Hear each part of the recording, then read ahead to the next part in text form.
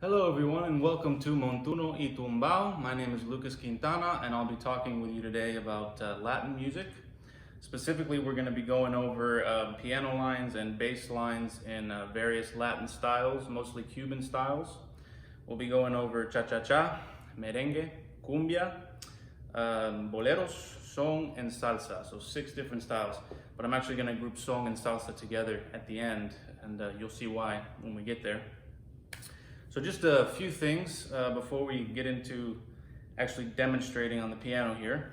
I just want to explain why the class is called Montuno y Tumbao. So those are 2 terms that come from Cuba, and Montuno refers to what the piano does in these styles of music, and the Tumbao refers to what the bass does. Now, that is not strictly the only names that they use for this. The original name in Cuba was guajeo, for what the piano does, right? And that's spelled G-U-A-J-E-O.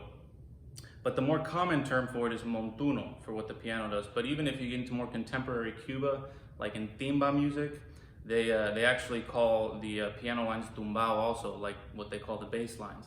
But for the most part, the most common ways to name what the piano does is montuno, and what the bass does is tumbao. Right?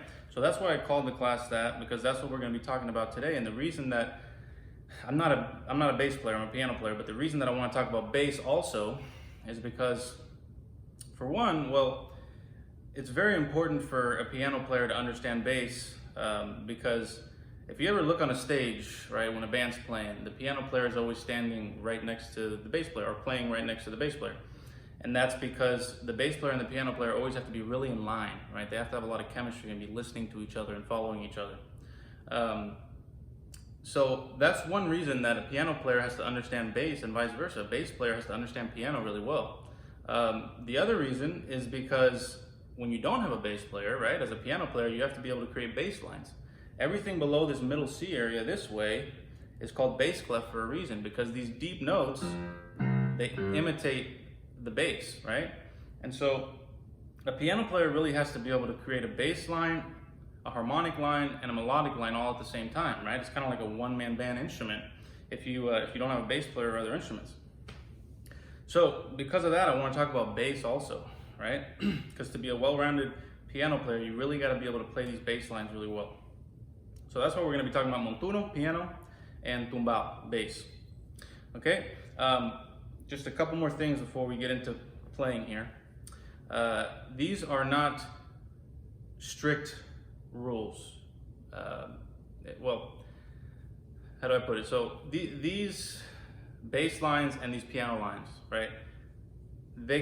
I'm gonna show you like the roots of these genres with regards to these bass lines and these piano lines, right? So for sure, there's kind of like rules that I'm teaching you about this music, but it's not 100% strict in that there's also a lot of variations in the ways that you can play these things, right? And what I mean by that is, like, I'm gonna be showing you a combination of what I've learned from studying this music formally and learning the roots of this music, but also I'll be showing you that with a touch of my own style, right? Which I've created from listening to other artists and imitating and kind of just creating my own style from that, right? So my point is simply that, right? That I don't want you guys to think this is the only way that you can do these things in these genres, because that's not the case, right? There's a lot of variations of these things. So what I'll be doing is I'll be playing bass lines, and for the bass lines, I'll be able to explain to you exactly what rhythms I'm playing, right? Meaning notation-wise. I'll tell you it's 2 dotted quarter notes and a quarter note, or whatever the rhythm is, right? For the piano line, it's a little harder to do that, right? Because there's a lot more variations with the piano lines, and there's a lot more improvisation that goes into it. It's kind of open. So I'm not really going to be able to break that specific rhythm down for you. You usually don't write that out in this music, but I'll try my best to break it down for you. Okay, so let's just dive right in here. So let's start with cha-cha-cha. So in cha-cha-cha, the commonly used bass line, rhythmically speaking, by the way, I'm going to be speaking rhythms here a lot, because when you get down to it, what really defines a genre more than anything is the rhythms that each instrument is taking on, right? So I'm going to explain to you the rhythms that are going on here with these instruments, because that's really what makes the genre more than anything, right? And so when we break down what's going on in the tumbao, or the bass line of cha-cha-cha, right? It's something like this. So rhythmically speaking, you'd write that out as a quarter note and 2/8 notes tied to a quarter note and 2/8 notes, right? And so it'd be bum, bum, bum, bum, bum, bum, bum, bum, bum, bum. 1, 2, 3, 4. 1, 2, 3, 4. 1, 2, 3, 4. Right? So that's what the bass line's kind of doing when you get down to the roots of cha-cha-cha. And by the way, for these bass lines, it's going to be usually roots and fifths of chords that we're using, right? So like an F major chord is going to use an F as the root and a C as the fifth, right? F, C, C, C, C, F, C, C. So for all these bass lines, it's mostly going to be roots and fifths. Okay, now what the piano does, what the Montuno does in these cha-cha-chas, there's different things you can do. Let's say that we have a bass player, so I don't need to be playing this because the bass player's got it covered. Well then, so you're going to be playing with both hands then as a piano player, and you can do something like this, right? For the rhythmically, it'd be something like this.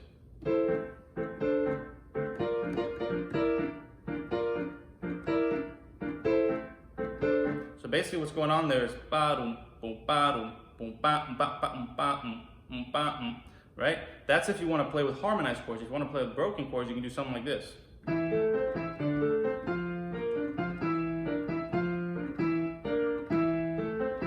You could even do all 8th notes, right? Something like this.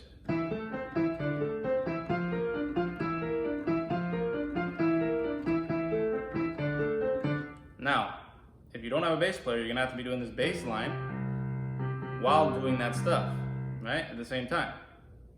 So if you're gonna do the harmonized chord, you want to do all upbeats. 1 and 2 and 3 and 4 and 1 and 2 and 3 and 4 and, right? So when you put it together with the bass line, it's gonna sound like this.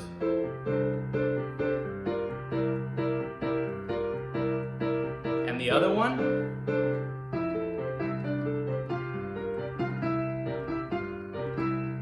are all 8th notes.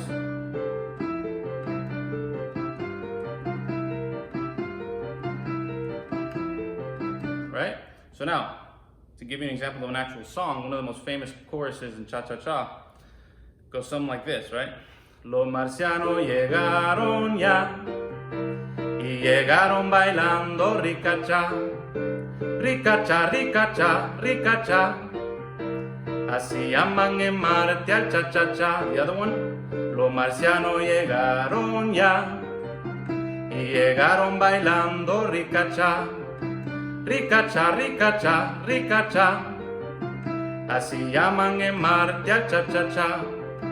Right, so that's cha-cha-cha, right? When you get down to what the rhythms are of the bass line and the piano. Okay, let's get into boleros, right? So for boleros, kind of the bass line rhythm is something like bum, ba, boom, boom, bum, right? Something like that. But instead of just using a root and fifth, I like to use a chromatic movement, right? You can just use the triad too, you can go. But I like to use a chromatic movement, right? Something like this. So I'm playing chromatically in F sharp before I get to G, right? So what that would be written as is a half note and 2 quarter notes, right? It would be a dotted quarter note, an 8th note, and 2 quarter notes. Bum, ba-dum, bum, bum, ba-dum, bum, right? So now, what I like to do in the piano part, it's kind of open because boleros are kind of like ballads, but if you want to explain something rhythmic to you that's a little easier to understand, I like to do something like this, right? Or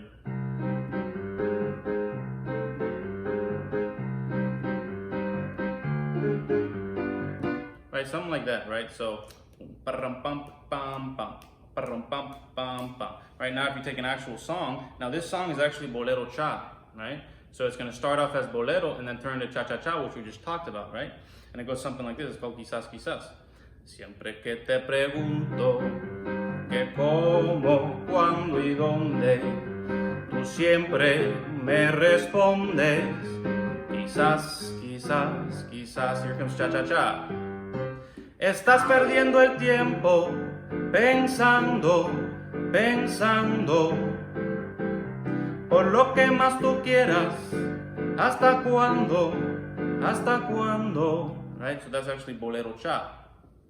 Right? Now let's get into Cumbia. Right? So for Cumbia, there's a few different things you can do. Right? A bass line could be something like this, nice and simple.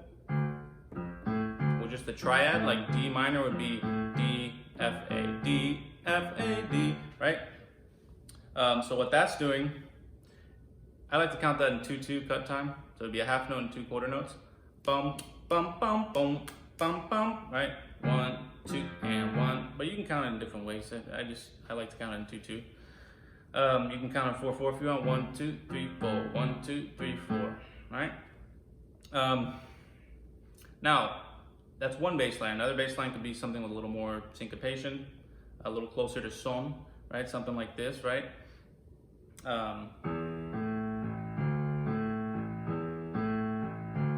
Right? But let's start with the first bass line, right? And then explain the piano for that.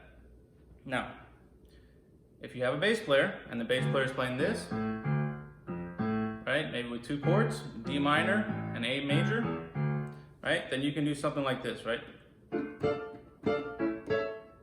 Really simple. So basically, pop, ba, pop, ba, pop, ba, pop, right?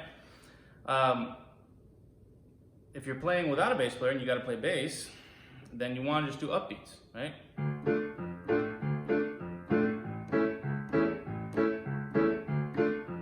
Right? So you're just doing 1 and 2 and 1 and 2 and 1 and 2 and 1 and 2 and 1 and 2 and 1 and 2 and 1 and 2 and 1 and 2 and, right? So that's a more traditional, simple way of playing it, right?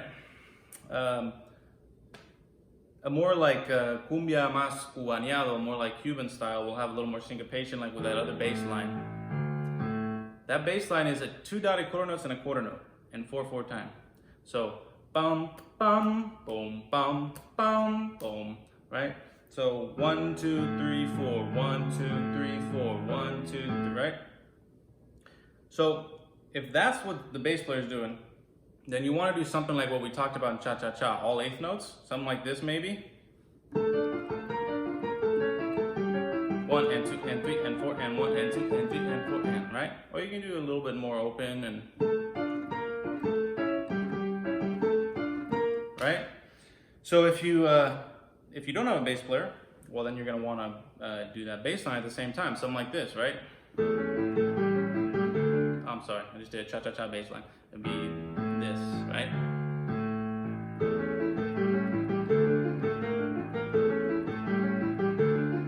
Right, something like that. Now, to give an example of an actual song, Canoa Rancha by Grupo Nietzsche goes something like this, right? We'll start off with like a traditional style, like the first one I showed you, and then get into the chorus where it becomes more like a little more energy with the other style I showed you. Right, so this song starts off something like this, right? En esta canoa rancha que tú me mandaste traer, ya viene rompiendo el agua solo por venirte a ver. Right? It'll start off with something like that, right? And then when it gets to the chorus, maybe you can do something like this, right? Like we just talked about, right? Adiós canoa, me voy pa' vete, rayando la aurora, me voy pa' vete, al son de la luna, me voy pa' vete, right? So then it gives it a little more energy once you get to the chorus and the vocal improvisation, right? Okay, merengue. Merengue uses that second bass line. I like to use that second bass line I just talked about in cumbia for merengue, right? The same thing, right? So the 2 dotted quarter notes and a quarter note. Right? Again, when you count it, 1 2 3 4 1 2 3 4 1 2 3, right? Now, if you're playing with a bass player, well then you can do 2 things, right? You can do something a little more simple with harmonized chords, something like meaning you're playing the notes all at the same time, block chords. So you can do something like this, right?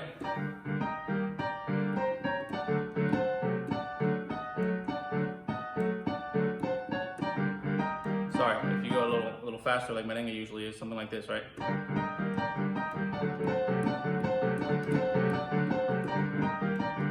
Right? So, but in general, I like to do broken chords where you play them more melodically and more like you arpeggiate them, right? So something like this, right? It's kind of a similar rhythm, but broken chords. And there's a little more energy, you know? So you can do those two different bass lines. And it's kind of mimicking the percussion. That's what, you know, in merengue, kind of like what the conga player is doing. This is kind of imitating it, which is very often what piano does. It kind of imitates what's going on there with the percussion in these styles. Now, if you have to play the bass line at the same time, right? You don't want to do that other one if you have to play the bass line. It doesn't work very well for piano to play at all. You'll probably want to do more this one, right? So it'll be something like this, right?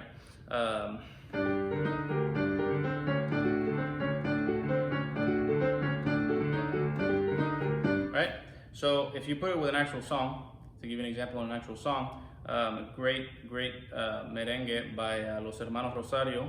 It's called La Dueña del Swing, right? Goes something like this. A mí me gusta ver con la sabrosura con que esa morena mueve la cintura. A mí me gusta ver con la sabrosura con que esa morena mueve la cintura. Right? And then it gets into the chorus and it's really fun. It's, y tiene swing, y baila swing, y goza swing, con mucho swing. Right? So you can see there's a lot of energy in merengue. It's really upbeat, really fun to dance to. And really fun to play. So that's merengue. Now, let's get into these last two styles here, son and salsa. Okay.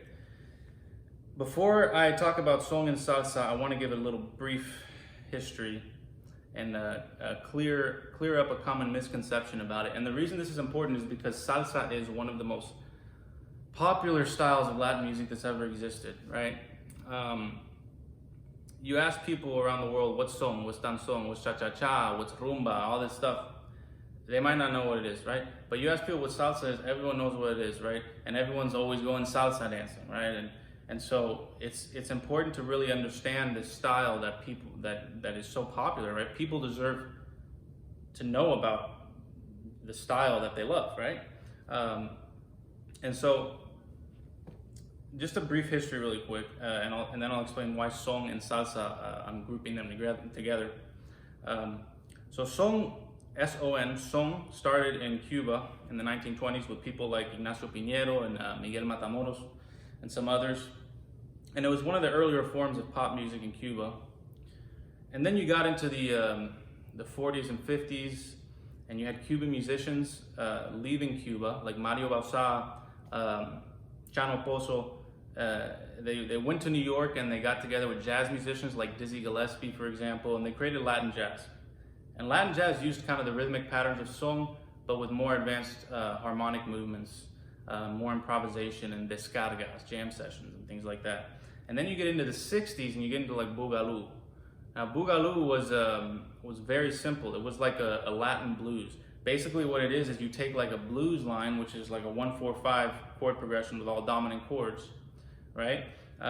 Or sometimes it was just one dominant chord the whole time, like a Mixolydian modal thing. And then you add like a Latin bass line over it. So you'll have something, you know, like Watermelon Man, right? Sounds very bluesy, right? And then you add like a cha-cha-cha bass over it or something, right?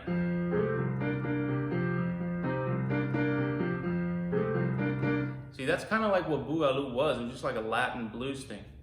And it was really fun and easy to dance to and to jam to, right? But a lot of now getting into the salsa era, in the 70s, late 60s and 70s, a lot of them didn't like the Boogaloo, right? It's kind of like the same thing of what happened in the swing era.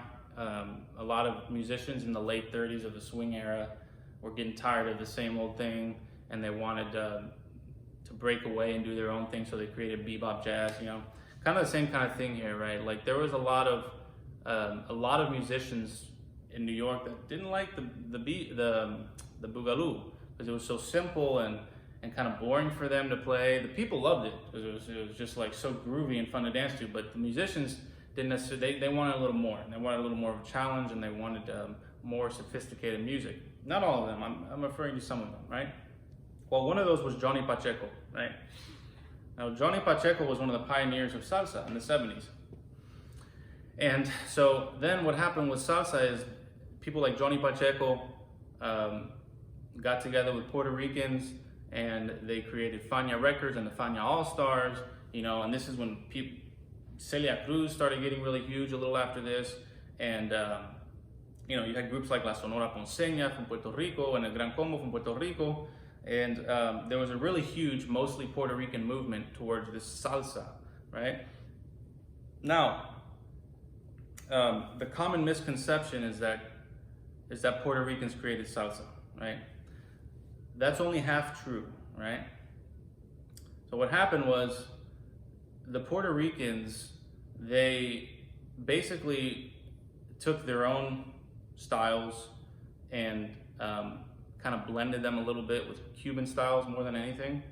And kind of like all those other styles I talked about, like they took things from Latin jazz and boogaloo and all these things, and they kind of, there's a reason why they call it salsa, like it was a blend of these things, right? But more than anything, what you see in salsa is this underlying rhythm that comes from son cubano, from the 20s that I talked about, right? From the 1920s, right? Which is basically a tumbao that goes something like this, right? And a montuno that goes something like this, right?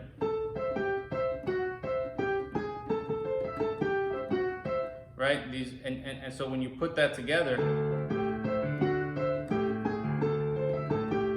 it's got that like descarga salsa feel. But what's going on in that bass line and what's going on in that montuno is really son, right? Now there's a bunch of variations of these things. Again, it's not strictly what I just played. You can play in different ways. But what happened really was that even Johnny Pacheco went to Cuba to study before going back to New York and creating, being a part of that salsa revolution, right? A lot of these musicians did that, went to Cuba to study. So what happened more than anything is that Cubans created son, and then mostly Puerto Ricans in the 70s took that son, along with some other things, but mostly son, and they popularized it. They commercialized it, made it huge, and they called it salsa. And another thing they did was they kind of adjusted the instrumentation a little bit, right? Now you had these huge bands with like 3 trombones and more piano, whereas in the song it was more like 5, 6, 7 guys playing 3 guitar and 1 trumpet maybe, right? So they kind of adjusted the instrumentation a little bit in salsa too. But those underlying rhythms that were there was son, right? So salsa is son, right? So that's the best way to put it. Not taking anything away from the Puerto Ricans and other Caribbean countries that helped in the creation of salsa. Not taking anything away from them at all. Salsa dura from the 70s is some of my favorite music. I love it, and I love Puerto Rican music. I love Puerto Rican folk music, and I studied in Puerto Rico, right? So nothing against that. All I'm saying is that there's this misconception that, oh, the Puerto Ricans created salsa and that's the end of it, and it's a lot more than that. It was a combined effort between a creation of the Cubans called son and Puerto Ricans taking that and making it huge, and famous, and just worldwide, right? And they did an amazing job of it. So now I'll show you an example of what I mean, right? I'm gonna play you a little bit of one of the most famous son songs of all time, and then a little bit of one of the most famous salsa songs of all time, so you can see that they're almost identical rhythmically speaking, right? So let's look at the son, Lágrimas Negras, okay? Let's look at what's going on in the bass line and the piano here. Aunque tú me has echado en el abandono, aunque ya mataste todas mis ilusiones, en vez de maldecirte con justo encono, en mi sueño te colmo, en mi sueño te colmo de bendiciones. Sorry, messed up a little bit there. Now, so you can hear what's going on in the bass line there and the piano, right? Now let's look at the other song, El Cantante, one of the most famous salsas of all time. I'm gonna play in the same key, right? Yo soy el cantante, y hoy han venido a escuchar lo mejor del repertorio. A ustedes voy a brindar, right? Same thing, same bass line and the same montuno going on, right? Right, so you can see the similarities already in what's going on between song and salsa. And then you look at the structure of song and salsa. It's always verse and then a little more energy in the second half with chorus of multiple singers with one singer improvising in between the choruses. It goes like that for song, it goes like that for salsa, right? And so for example, in Lágrimas Negras, back to the song, the chorus goes, tú me quieres dejar, yo no quiero sufrir, contigo me voy mi santa, aunque me cueste morir. Improvisation. Que tú me quieres dejar, que yo no quiero sufrir más, contigo me voy mi santa, porque con ella yo quiero estar. Mamá, tú me quieres dejar, yo no quiero sufrir, contigo me voy mi santa, aunque me cueste morir. Right? So then you look at El Cantante, same thing, chorus and improvisation, right?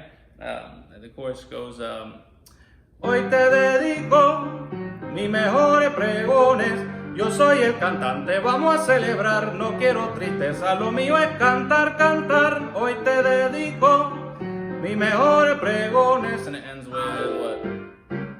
Does that a few times, right? So you can see again, chorus, improv. So you can see that the rhythms and the structure are almost identical, right? What really changed with the salsa revolution was the instrumentation, minor changes in the instrumentation, and slightly more advanced harmonies, I would say, that kind of were influenced by Latin jazz. So before I finish here, let me break down those rhythms that are happening. The bass line of song, what it did was it took kind of the same thing that we talked about in the cumbia and the merengue, which was that, two dotted quarter notes and a quarter note, boom, bum, boom. But now you have a tie to every measure. So instead of, now you hold, right? That's where you have this, right? So if you look at like the other one, and then song and salsa with the tie, right? 1, 2, 3, 4, 1, 2, 3, 4, 1, 2, 1, 2. So that's the only difference. They took those two dotted quarter notes and a quarter note, and they put a tie to every measure, right? So you hold out a little longer. And then the piano, there's a lot of different ways that you can play song and salsa piano. You can do something like this, right? Like the original guajillos from Cuba, right? Something like this.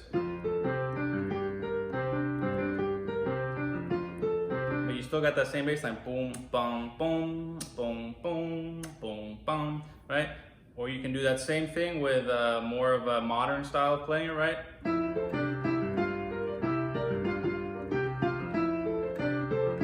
Right? Or you can do even like more jazzy, right? But it just, there's a lot of variations of this, right?